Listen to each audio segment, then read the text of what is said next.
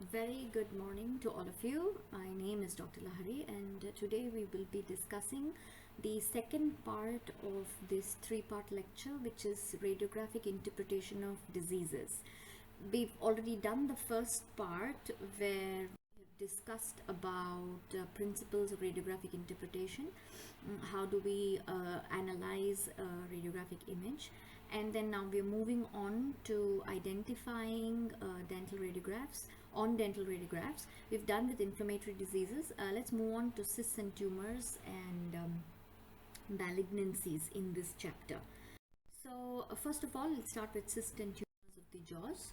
The most commonest cyst or tumor that you would see in the jaws is a radicular cyst.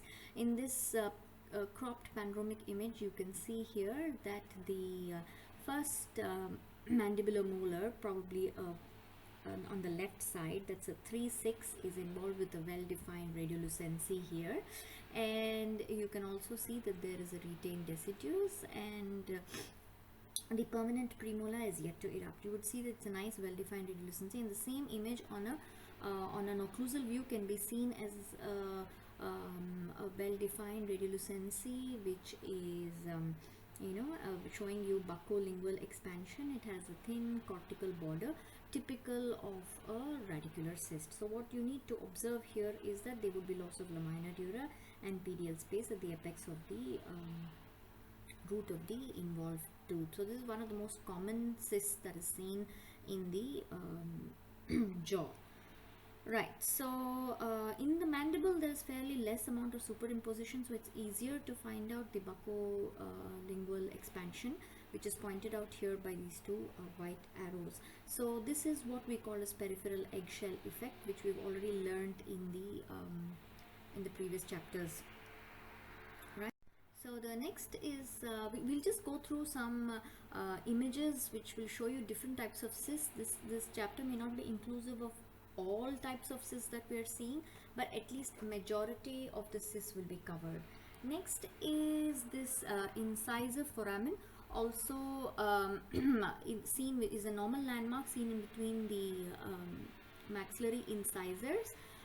This landmark can sometimes be confused for an nasopalatine duct cyst. Now, the nasopalatine duct cyst, also called as incisive foramen cyst, is actually more radiolucent and larger.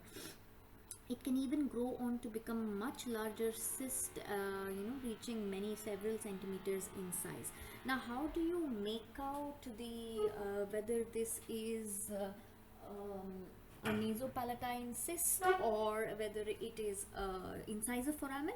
Is simply by taking a shift view of radiograph, or if in any case this width between the incisors, the radiolucency is noted to be more than 5 cm, then you would assume it to be a pathology.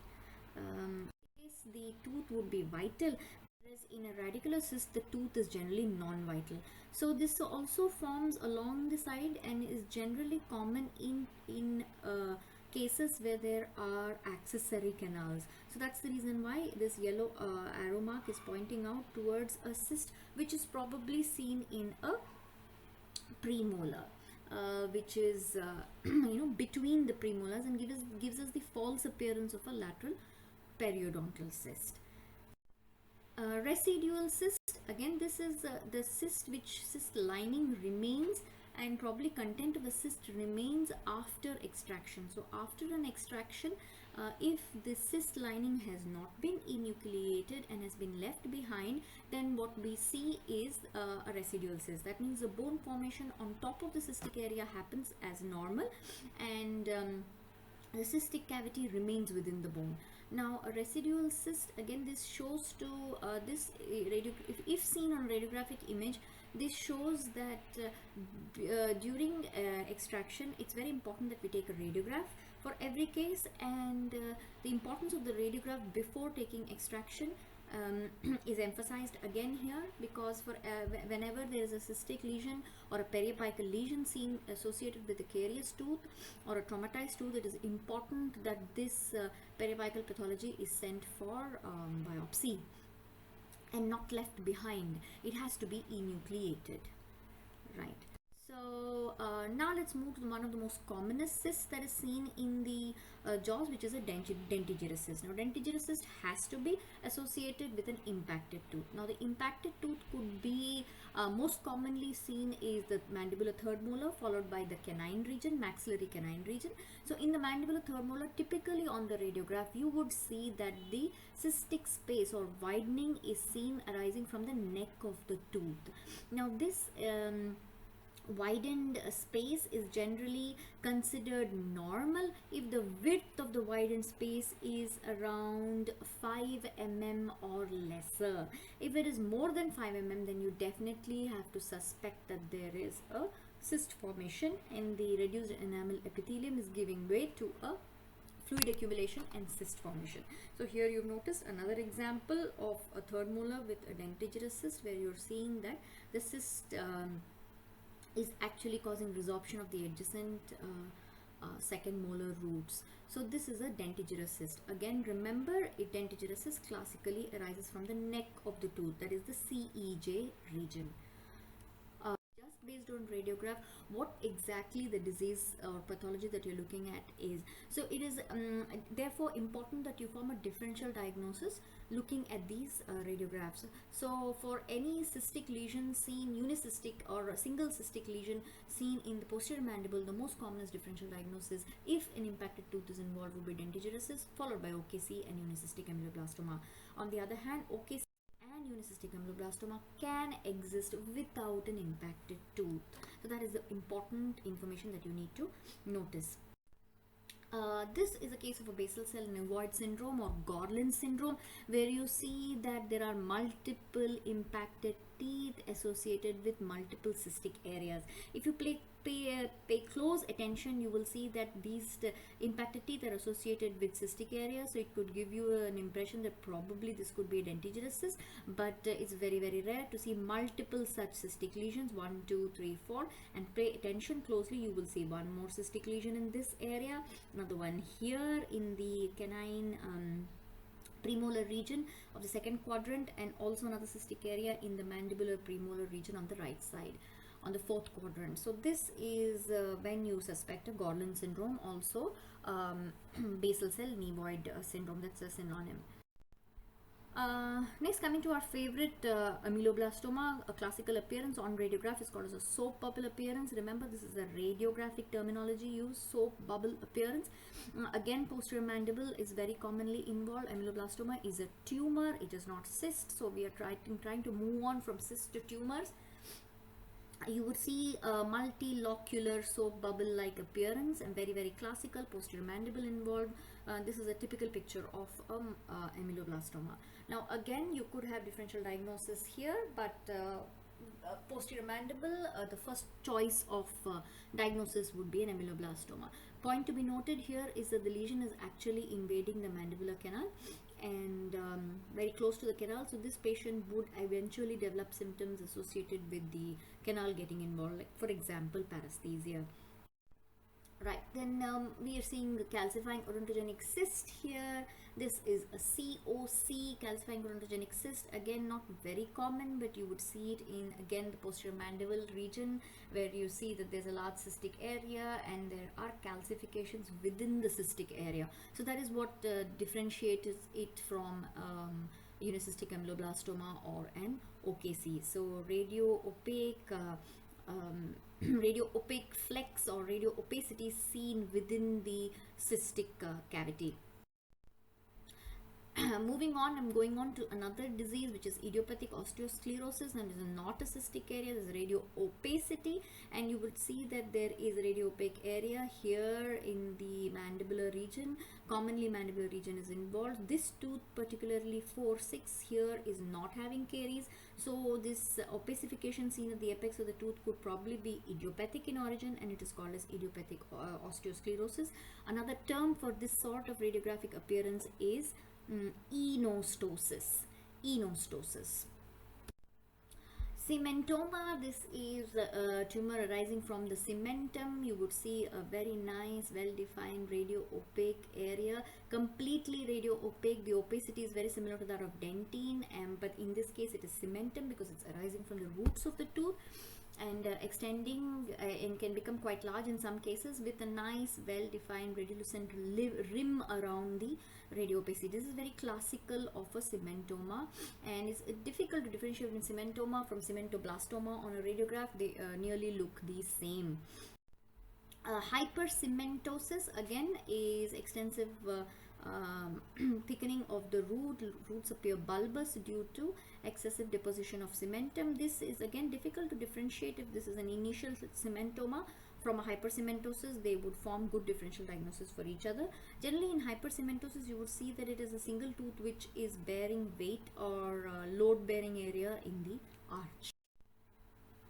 This is an example of odontomes. Here you can see compound odontomes. Compound is a term when you use when the radio opacity looks more like a tooth. That means you can differentiate the enamel, dentine, and a little bit of pulp in the center. They don't necessarily have to look like teeth, but they look similar to teeth with respect to density and shape.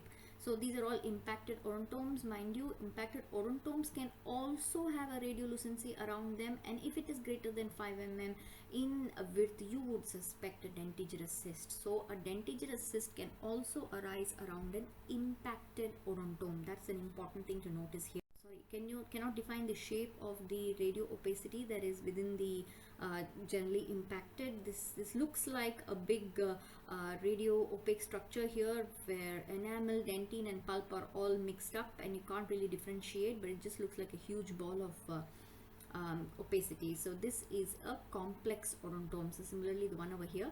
So this doesn't look very defined tooth-like, and hence the term complex odontome. Mind you, again this also has a nice dental follicle around it.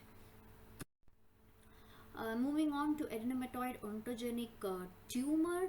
This has predilection for maxillary anterior region, especially the canines, even the mandibular canines. So the canine is impacted here, well-defined radiolucency around the canine, and classically small radio opaque flecks seen within the radiolucency. So in reality, to identify this on a radiograph, you may need to observe very closely and have expertise, but you do see radio opaque flecks depending on the maturity of the lesion. So this is an adenomatoid odontogenic tumor. So for confirmation, you still need to go ahead and do a biopsy.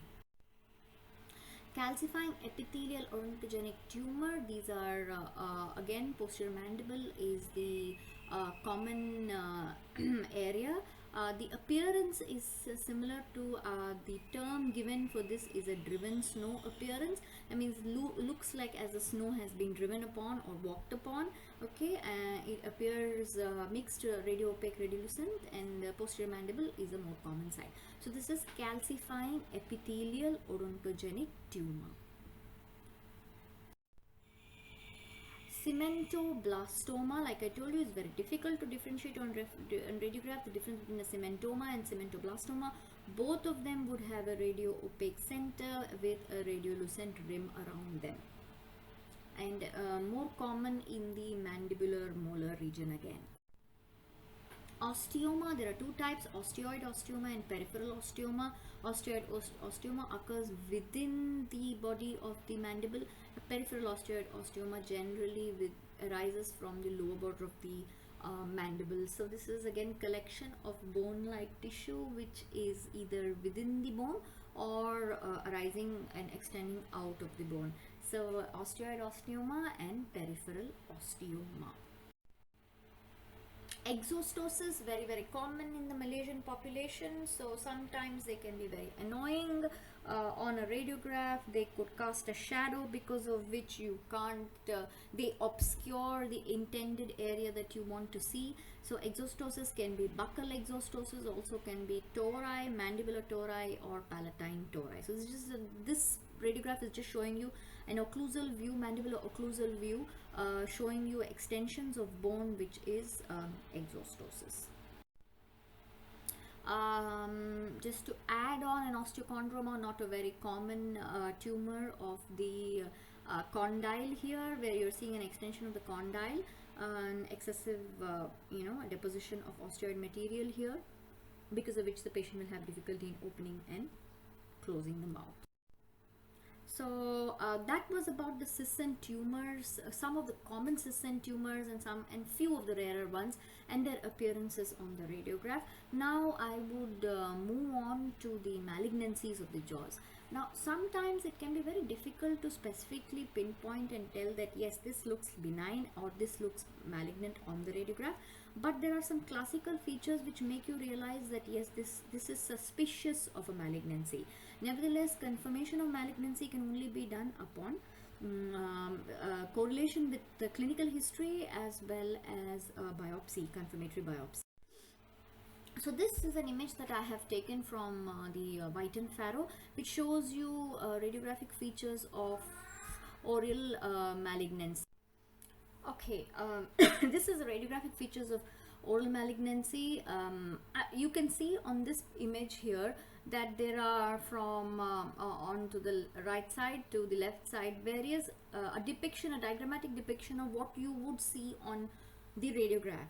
First of all, you could see ill-defined or invasive borders of the bone, which is not typical of an inflammatory disease or not associated with the carious root, and hence would make you suspicious that it is probably a malignancy.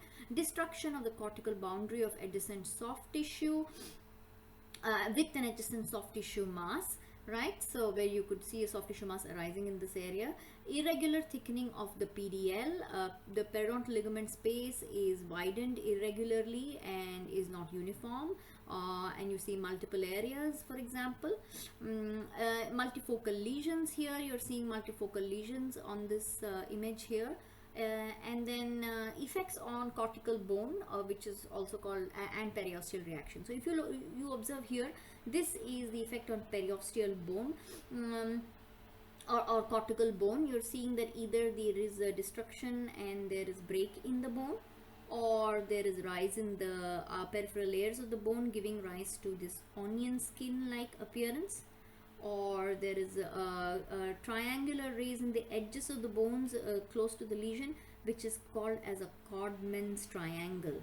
This is an example of Codman's triangle, and this is onion peel appearance, or a burst of bone-like appearance. This is called as a sunburst or a sun ray appearance, typical of osteosarcoma. In fact, all of these findings are very, very classical of osteosarcoma. Next is periosteal reaction. That means the thin bone, for example, lining the maxillary sinus and the soft tissue inside end up having a reaction because of a malignancy which is there in, let's say, the maxillary bone, leading to soft tissue enlargement and bony enlargement, giving rise to a periosteal reaction. So lastly is teeth floating in space appearance, where the bone is entirely destroyed and the teeth are just suspended by soft tissue or the fibers, so giving rise to floating in space appearance. And hence this is a very important diagrammatic depiction of what you would find on a radiograph. Sometimes it may not be so classical as the ones depicted here, but this is to show you that various malignancies can manifest in different ways on the radiograph and may appear like malignancies. So this is just some examples of malignancy here. If you've seen this molar, you would notice that there is no lamina dura, no well-defined radiolucency, very ill-defined, very vague, patchy radiolucency, giving suspicion that this is not a normal radiolucency. Another similar finding is seen around the bone here, where there is excessive amount of bone formation on either sides, giving a sunburst like appearance. And this is a case of metastatic carcinoma. Again, you should remember that it is very difficult to make out just based on radiograph whether it is a metastatic carcinoma or a carcinoma arising within the bone itself.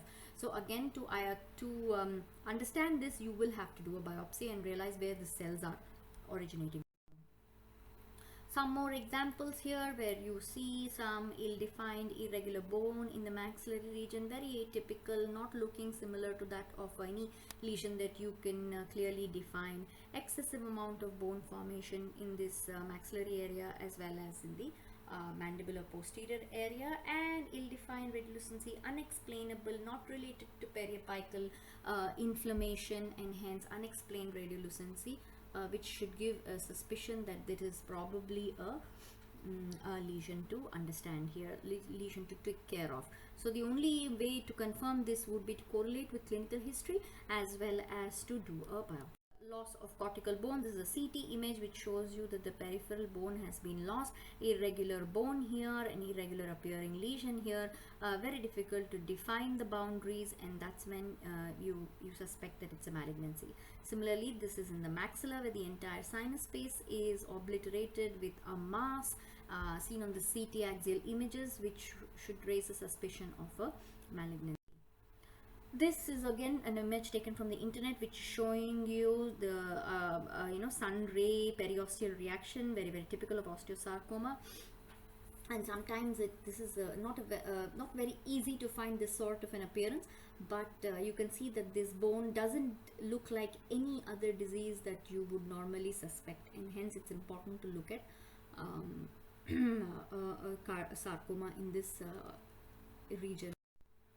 So we're coming to the end of the chapter where we're discussing some more diseases. This is an example of a lesion which is a Langerhans histiocytosis, which is seen in the bone, where you would see that the soft tissue can sometimes be mistaken for a periodontitis, where you see bone recession, but yes, there's a little bit of tissue irregularity seen in the mandibular vestibular region.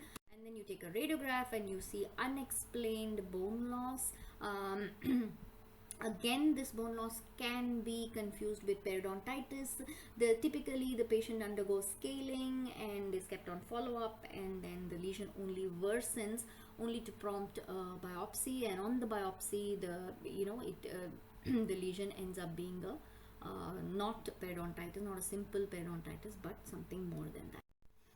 Similarly, and then when you go on investigating, you could also see other areas of the bone, like for example the skull here. You're seeing an unexplained patch or radiolucent spot on the skull here. So this is the end of the chapter. I have tried to cover some of the common cyst tumors and appearances of malignancies.